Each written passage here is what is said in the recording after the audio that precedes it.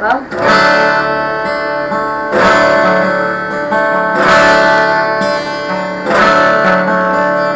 Deus está aqui neste momento. Sua presença é real em meu viver. Entregue sua vida, seus problemas. Fale com Deus, Ele vai ajudar você.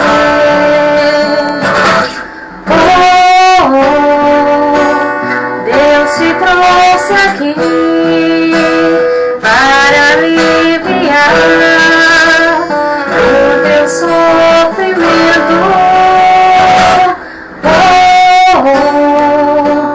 Ele é o autor da fé, do princípio ao fim, em todos os seus tormentos.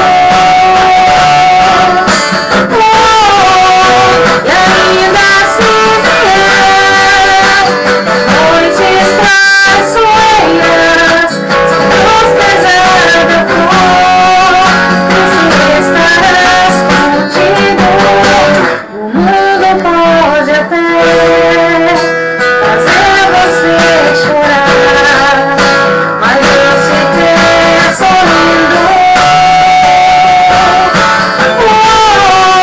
E ainda assim vier noites traiçoeiras, se a cruz pesada for, Cristo estarás contigo.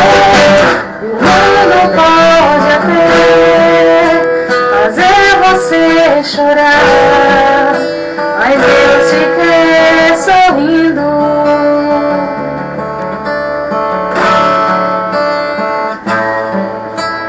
Seja quais forem teus problemas, fale com Deus, Ele vai ajudar você.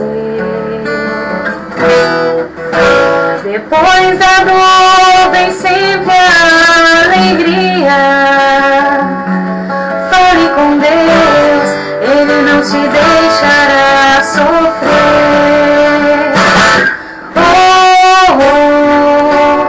Deus te trouxe aqui para aliviar o teu sofrimento. Ele é o autor da fé, do princípio ao fim, em todos os seus tormentos. E ainda assim vier noites traiçoeiras, se a cruz pesada for, Cristo estarás contigo. E o mundo pode até fazer você chorar, mas Deus te quer sorrindo. E ainda assim vier noites traiçoeiras, se a cruz pesada for, Cristo estarás contigo.